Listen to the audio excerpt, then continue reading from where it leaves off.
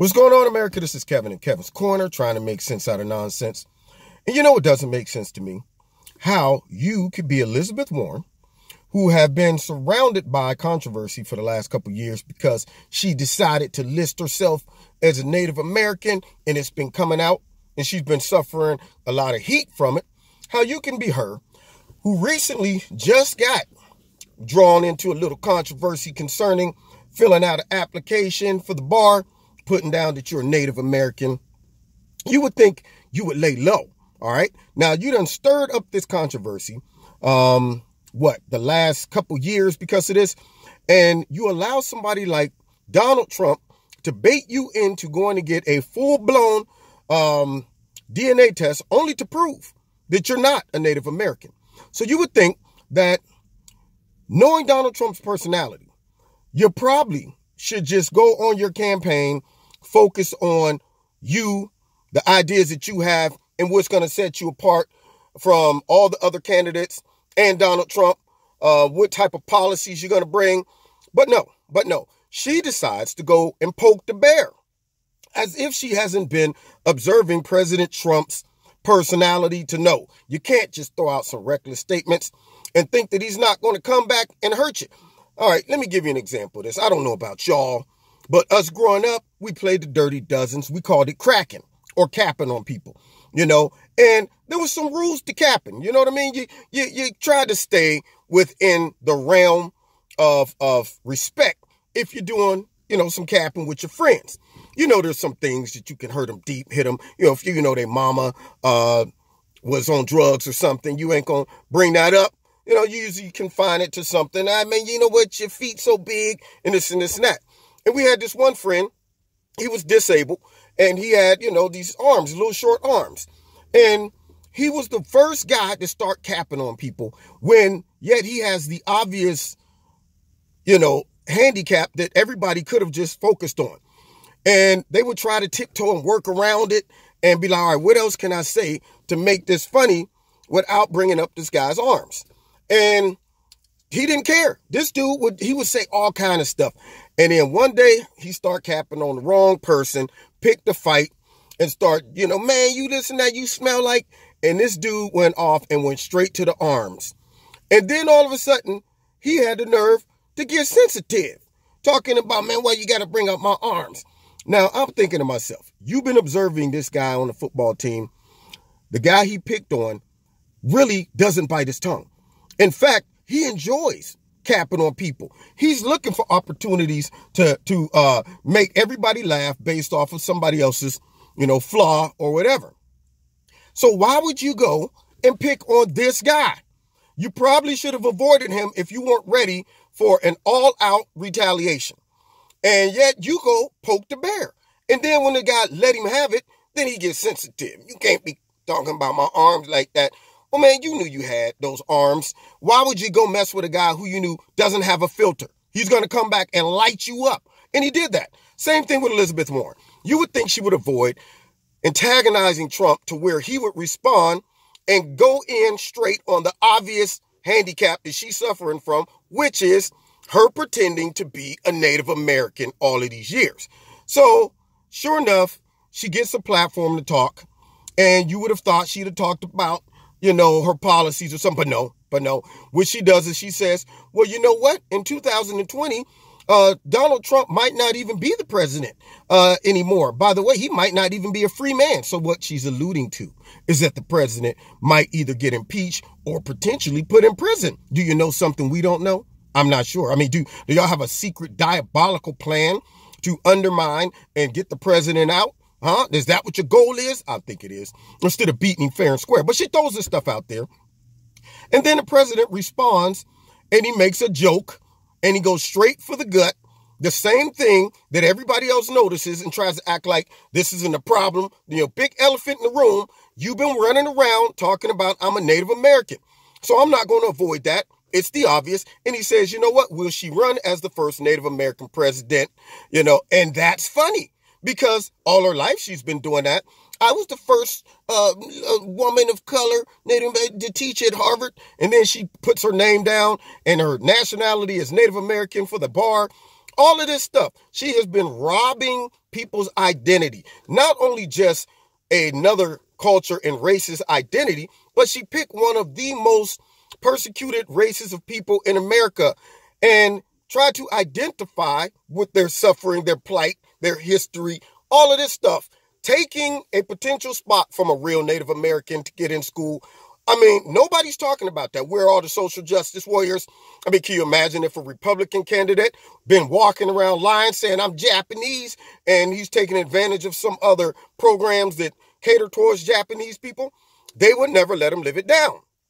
But Trump, who, you know how he is, he goes straight for the jugular, and everybody gets sensitive. So Kirsten Killerman from New York or wherever she's at decides to come riding in on the white horse to save her bud and attacks the president. Now, see, this is where identity politics goes wrong. Identity politics is all about separating everybody into these little categories based on race, sex, gender, you name it. They'll just come up with some stuff and throw a category out of nowhere. But nonetheless, they use that to divide us and to also drive those little subgroups to the polls by telling them that they are attacked, they're victims, they're disenfranchised, and all of this anger, hate, and intolerance is coming from a certain group of people. These are the people you don't want to vote in because they hate you. They disrespect you and all of that. And then they also have these groups that talk about women's rights and equality. And then you got the neutral gender people. There's no woman. There's no man. Women deserve respect. Women deserve to be treated as equals. Well, then you deserve to be responded to and cut on if you decide to attack a man and you go after him talking about he's going to be either impeached or put in jail. Well, you poked that bear. President Trump didn't just jump out of nowhere and say, I'm going to go ahead after her today. She threw out what she said. He responded. And if you're going to run in the 2020 presidency, you got to toughen up. Same thing with Kirsten Killerman. What? A woman isn't allowed to be criticized? I mean, are you trying to silence the mouth of any of your critics by saying their response is always a result of some secret, deep hatred, racism, sexism? It can't just be because you got a big mouth and you got out there and you said something about me and said that I'm going to be in jail or impeached. That's not why it is. It's simply because you're a woman. And then Kirsten Killerman had the nerve to say name calling is irresponsible. Yet they call the president names constantly. He's a racist. He's a sexist. He's Hitler. He's Mussolini. He's Stalin. He's whatever else they can come up with. And then secondly, she said it's unpresidential. Okay, good. Because I don't like presidential people who says the correct thing all the time. I want somebody who I know exactly what they're thinking, okay, who ain't afraid to play rough and tumble football, okay? Not to mention, she goes on to say, you know what? Elizabeth Warren has been an extraordinary servant, public servant. What? One who's been lying about her identity? I mean, you can't stop for a second to recognize how disrespectful that is from her, okay, woman or not. So I guess being a woman trumps disrespecting the Native Americans by claiming you're a Native American. And see, this is where identity politics breaks down. Now you got to prioritize which group of people are the biggest victims. Is it going to be women or is it going to be the Native Americans? Because according to the left, you have to equally distribute all of the victimhood.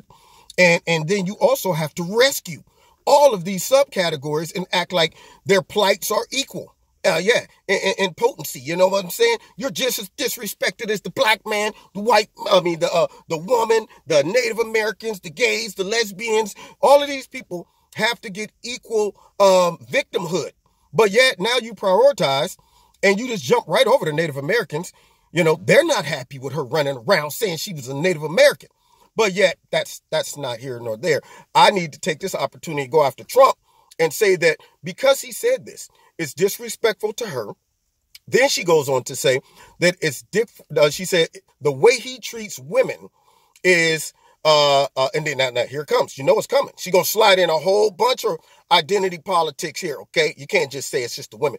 The way he treats women, particularly women of color. Now, what is she talking about? First of all, I haven't seen Trump be a respecter of person when it comes down to his insults.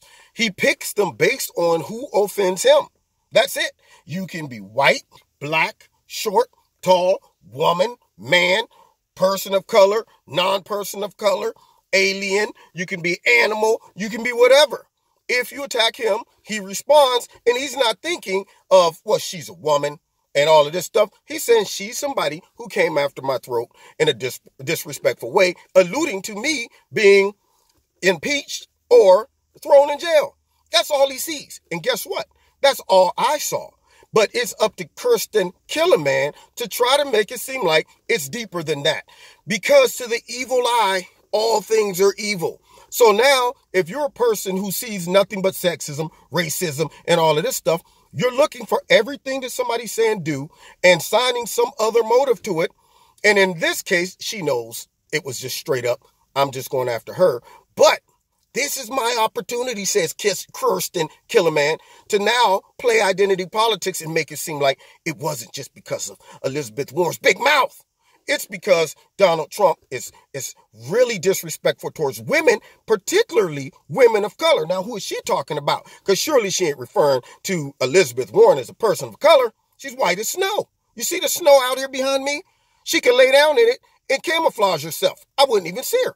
Yeah, except for the blue eyes and the blonde hair, maybe. So I'd be like somebody left a wig out in the snow and two little diamonds. Yeah, so for her to bring up women of color, what are you talking about? All right, but then secondly, she goes on to say, and it is both sexist and racist based on this. Now, I like what the senator from Wyoming said. She said, look, Elizabeth Warren on CNN, you know, they try to bait him. Jake Tapper asked her, well, do you think what the president said was disrespectful? She's like, look, Elizabeth Warren made herself the laughing stock. That's what she did. Everything she did is a sum total of her own choices. When she got busted, she should have laid low. But instead, she tells the grand story about how Ma and Pa and Grandma and Grandpa told me these stories about me being a Native American and I had high cheekbones and stuff. And then when it comes out that she's brought to the carpet on it, then she denies it, kind of just, plays it off, brushes it off. Trump let her have it. Then later on decide, well, for me to run for president, I'm going to have to go ahead and clean this up. And her choice of cleaning it up was to go get a DNA test, which furthermore made her look stupid and be the laughing stock. All right. Every time her name comes up, I hear the drum roll afterwards. They'd be like, introducing Elizabeth Warren. Thank you. That's what I hear every time. So now she goes, gets the DNA test, come to find out she's not Native American. We all know that. But instead of people like Kirsten Killerman acknowledging that, she instead sides on, well, she's a woman and she's a victim of Trump attacks. How's she going to get through the campaign? How are you going to get through the campaign if you being a woman makes you so vulnerable, you can't take criticism, you can throw it out there and can't take it? It's kind of like how some women think they can just smack on men, spit in men's face and hit them and stuff, and the man just takes it like, come on, you better quit. And then when the guy retaliates and says, how could you smack me? I'm a woman, after you done hit him 15, 16 times. Now, I'm not saying that a man, should ever respond that way, but you gotta have something in your mind saying, how many blows do you think he could take before he retaliates? Okay. So the point is, if you dish it, you gotta be prepared to take it. And you can't use the excuse of, well, you can't say anything negative about a woman who took the identity of a whole race of people and then had the nerve to attack the president and say he's going to be impeached. You can't say anything about that because you're a racist and a sexist. You see what identity politics does? It tries to create this bubble over all of the Democratic candidates, because when they come under attack for stupid stuff that they say or do, it's never you did or said stupid stuff. It's always your response to me is because I'm white, black, orange, yellow, male, female, gay, whatever. It's never because my dumb policies or my dumb statements. So that's the danger of identity politics, and then it double traps you because you say women are equal, but now you can't criticize a woman because you're a sexist and a racist. Bull crap. That's what I'm calling. So she brought it on herself, and she is the laughing stock. She could do a whole comedy show by herself by simply just walking out on the stage and standing there. Soon as she get out there, they cut the spotlight on us.